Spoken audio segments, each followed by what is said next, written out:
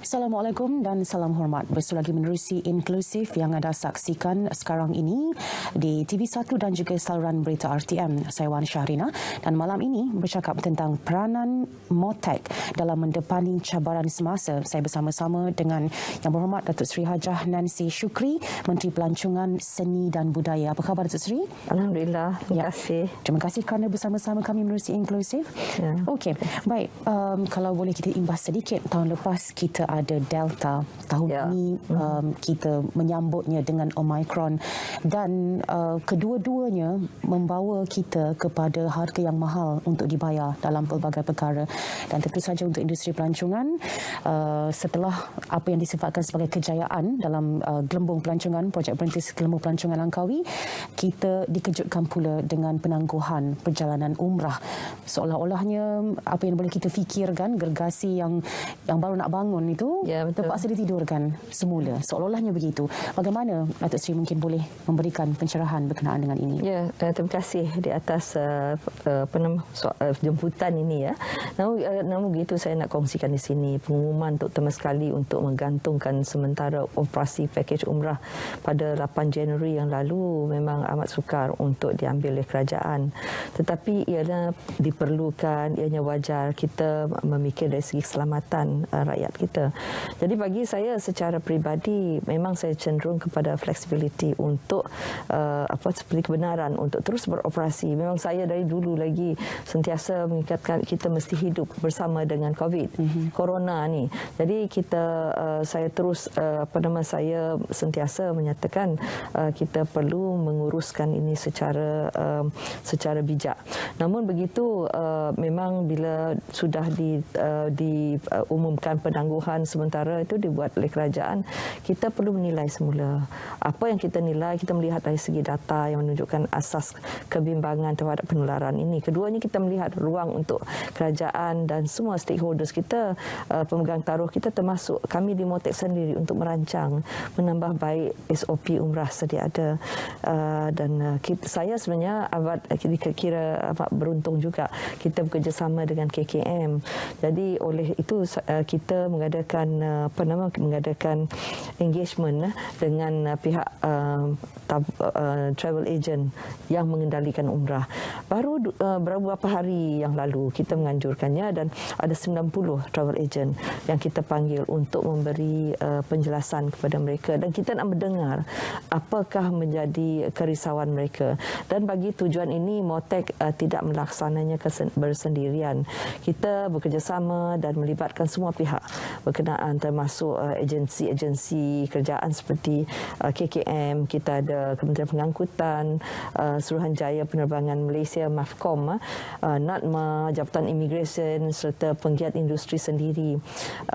Dan apa yang kita bincangkan bersama dengan Persatuan Hotel sekali, kita nak membincangkan bagaimana kita nak menguatkan lagi dari segi SOP-nya. Maka saya ni jump to conclusion teruslah kalau tak panjang cerita kita. Sebab apa? Sebab kita risau kepada apa yang berlaku sehingga kita mendengar ada yang pergi ke sana, ada yang tak dapat vaksin. Tak ada vaksin pun. Jadi kita mendengar daripada persatuan-persatuannya, Bumitra, Persatuan Agensi Pelancongan Umrah dan Haji itu Papuh dan juga Malaysian Association of Tour and Travel Agents semata, mereka memberi kita maklum balas.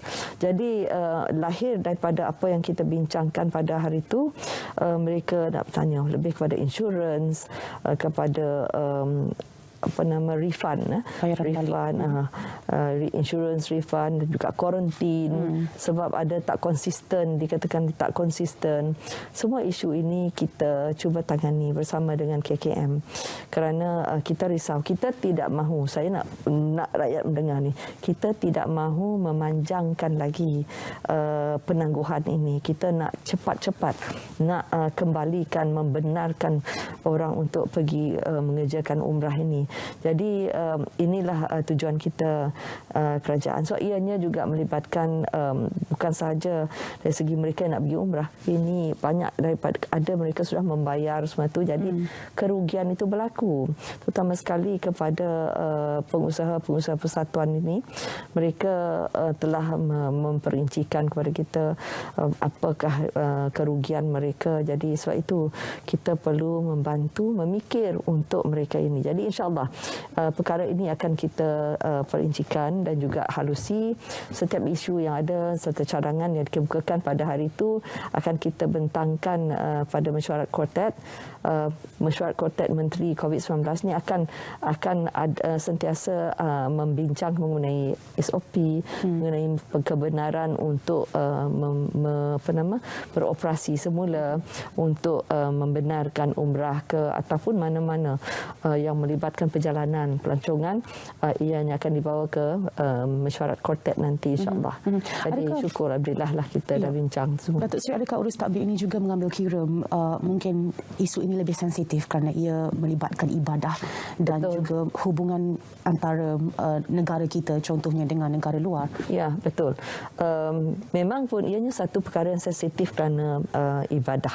Tapi saya amat berterima kasih kepada persatuan-persatuan ini dan juga agensi-agensi ini macam Bumitra, Papoh dan juga Mata tu, mereka memahami itu bukan kehendak kita. Bukan kehendak kita sebagai kerajaan ini berlaku dan sukar untuk kita kawal. Jadi sebab itu kita mahu mereka memberi pandangan kepada kita apa yang boleh kita lakukan. Sebab itu mereka meminta supaya kita mengurus dari segi insurans terutama sekali sebab ianya berlaku di sana insurensnya lain. Bila dah berlaku di sana di Saudi lain, yang mereka dapati dari sini pun dia punya implementasi itu berbeza daripada apa yang boleh dikenakan di sana. Jadi ini yang perlu kita bincang bersama. Kita nak pergi ke Embassy Saudi di sini untuk berbincang perkara ini. Tadi ditanya juga dari segi bagaimana kita nak menangani ini. Kita telah berbincang, kabinet pun telah bersetuju supaya kita cuba membantu mereka yang ada di yang terlibat ini. Sebab apa yang berlaku sekarang ini bezanya dari dulu ialah kalau dulu pakej umrah ni hanya dijalankan oleh travel agent yang mengendalikan umrah. Tapi pada kali ini bukan keputusan kita, di mana travel agent biasa pelancongan boleh mengendalikan lawatan di sana dan ada di antara mereka terus pergi umrah. Jadi itu ianya luar dari kawalan kita. Sebab itu adalah dasar yang dibuat oleh negara luar, bukan kita. Jadi kita tapi travel agent kita ni mereka faham. Sebab mereka tahu itu bukan kehendak kita, tapi kita cuba usahakan lagi untuk berunding lagi ya. Sebab apa yang berlaku baru-baru ini terutama sekali bila ada di kalangan jemaah kita balik positif ataupun mereka di sana positif. Dan sampai di sana dia positif. Dia pergi dari sini dia negatif. Kita nak pergi ke shopping mall pun tak boleh kalau kita tak ada complete 2 dos tu kan. Jadi ini yang berlaku sekarang ini yang dalam siasatan KKM. Okey. Baik. Saya ingin patah semula sedikit kepada apa yang kita sebut lebih awal tadi, iaitu berkenaan dengan gelembung pelancongan Langkawi yang disifatkan sebagai berjaya. Namun kalau tidak salah ada dicatatkan kes-kes positif COVID-19 semasa gelembung pelancongan Langkawi ini sedang berjalan. Jadi atas ukuran mana Datuk Seri kita boleh sifatkan ia sebagai projek perintis yang berjaya? Ya, secara semula jadinya Pulau Langkawi itu sendiri sudah dianggap sebagai pulau kuarantin. Ia mempunyai penduduk seramai 115,000 macam tu. Jadi sebelum kita membenarkan Pulau Langkawi itu dijadikan sebagai projek perintis gelembung pelancongan domestik Langkawi, kita pastikan bahawa penduduk di Langkawi sudah divaksin dalam 2 dos mesti lengkap. Jadi kita dia sudah sampai dalam 90% lebih. Jadi sebelum mereka nak pergi ke sana memang perlu di swab test dulu. Jadi bila ada swab test, tetapi kita Malaysia tidak mewajibkan anak-anak untuk swab test. Jadi kes yang pertama yang kita dapati sebenarnya sebelum kes itu memang ada pun yang cuba nak pergi, tapi oleh kerana prosedur kita, SOP kita ialah mereka perlu dia gunakan saliva test semua tu kan. Sudah nampak ada yang positif. Jadi mereka tak boleh pergi. Bermakna di Langkawi belum ada kes positif. Cuma bila ada kanak-kanak tu yang tidak diwajibkan untuk dikenakan swab test, maka bila sampai ke Langkawi, keluarganya semua negatif. Dia positif. Kita tak tahu dari mana dia dapat. Jadi sebab itu kita kalau boleh kita menggalakkan supaya orang yang nak pergi perlu menjalani swab test. Namun begitu memang ada sedikit ada yang kita dapat kita dimaklumkan ada yang di sana sudah ada di sana, tetapi bukan pelancong. Mereka yang bekerja. Memang ada. Saya panggil pihak hotel untuk bertanya bagaimana perkara ini berlaku, macam mana mereka mengendalikannya. Namun peratusannya 0,00,000 dia terlalu minima. Minima. Jadi sebab itu mereka semakin hari semakin matang, semakin berhati-hati, maka agak teratur. Dan tadi tanya mengenai bagaimana kita nak mengukur ianya sebagai satu kejayaan. Kita punya target adalah pada bulan Disember 2021, target kita ialah supaya pencapaian kita adalah 200,000 pengunjung pergi ke Langkawi. Kita mula domestik tu, pelancongan domestik pada 16 September. Lepas itu untuk kita bukakan kepada pelancong luar pada 15 November. Jadi pada masa ini, pada hari inilah setakat yang ada kita dapat maklumat ini, projek rintis gelembung pelancongan domestik dan antarabangsa Langkawi telah mencatat lebih 720,000 orang pelancong domestik dan antarabangsa. Sebenarnya antarabangsa cuma dalam 2,000 saya dimaklumkan. Dan pendapatan pada masa ini 750 juta ringgit. Semenjak pelaksanaannya. Bermakna ini satu kejayaan. Jadi ini adalah melebihi 110% daripada sasaran yang ditetapkan bagi ketibaan pelancong dan pendapatan pelancong. Jadi ini merupakan satu petanda yang baik dan positif. Kita rasa tergalaklah untuk terus membenarkan aktiviti pelancongan ini diteruskan. Di lokasi-lokasi lain bagaimana, Datuk Sri? Ini yang kita insya-Allah ini akan kita bincangkan dalam mesyuarat Kuartet tidak lama lagi, sebab kita perlu membuat persediaan. Bila nak buka kepada orang luar, orang tanya saya bila nak buka kepada kita punya border ni bila nak buka. Dia macam ni, border kita buka, tapi ada negara tak membenarkan orang dia keluar. Jadi border kita buka tapi mesti melalui Langkawi. Okey. Sebab itu kita gunakan Langkawi sebagai kita punya tempat untuk sebagai tumpuan Sebab itu ia menjadi gelembung untuk kita semua, gelembung perintis kita. Jadi di situ kita dapat mengukur dan kita dapat ada tracing lagi. Jadi kita membenarkan orang luar datang asalkan mereka ada komplit 2 dos. Mereka sudah sebelum dia datang mereka ada swab test dan negatif. Jadi bila dah sampai ke Langkawi, tinggal 7 hari di Langkawi. Sebab kita mahu mereka sekurang-kurang, sebab seperti yang saya nyatakan, Langkawi ini adalah pulau kuarantin bagi mereka. Semua orang dah menerima vaksin 2 dos. Jadi orang akan tinggal di sana selama 7 hari. Kalaulah ada jangkitan sebelum dia pergi itu, sekurang-kurang hari keempat dapatlah tahu kan. Jadi pada hari ke-7 tu okey. Lepas tu mereka boleh bebas pergi ke mana-mana di negara kita.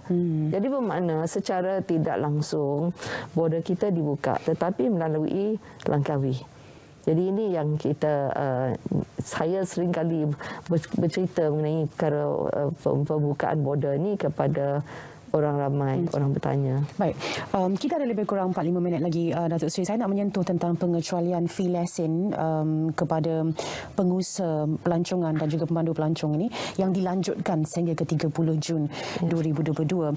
Jadi apa rasional penangguhan ini kalau kita nak bertimbal balik kepada kos yang harus ditelan oleh kerajaan dan dalam masa yang sama juga mungkin insentif dalam bentuk lain kepada mereka?